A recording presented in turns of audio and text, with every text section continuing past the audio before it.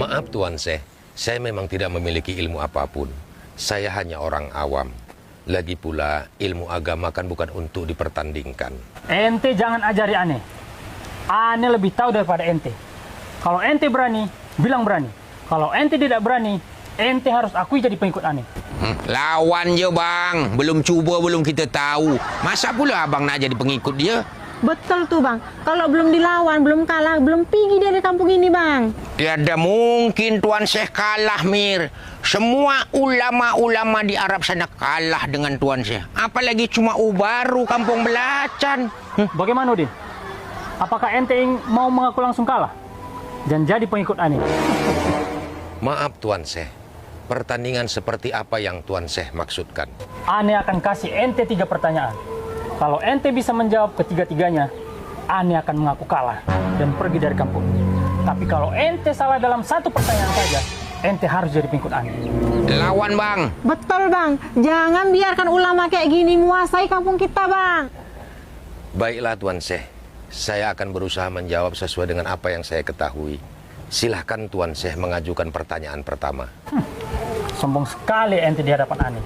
Talib, Latif, sebentar lagi kalian akan mendapat pengikut baru.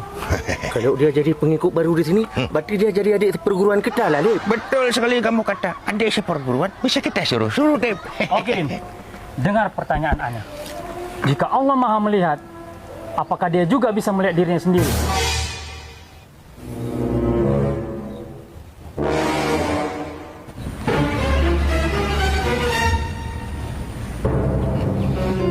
Kira-kira apa jawabannya ya, Dip? Mana aku tahu, Lip. Bagaimana, Din? Apa ente bisa menjawab? Wahai Tuan Syekh, Allah bukan makhluk. Jangan samakan dia dengan ciptaannya. Allah melihat tanpa mata, mengetahui tanpa pikiran, dan hadir tanpa tempat. Jika Tuan Syekh bertanya apakah Allah melihat dirinya, maka itu pertanyaan yang datang dari logika yang terbalik oleh arah dan bentuk. Allah tidak perlu cermin untuk melihat dirinya sendiri, karena Allah Maha mengetahui, bahkan sebelum pertanyaan itu muncul di kepala Tuan. Bagaimana Tuan Syekh? Apa jawabannya betul?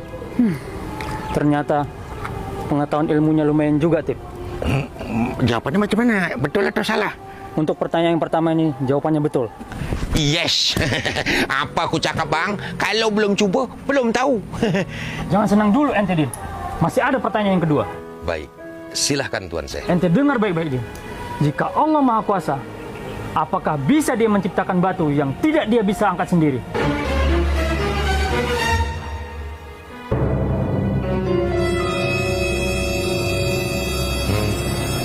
Macam mana maksud dia ni, Dek?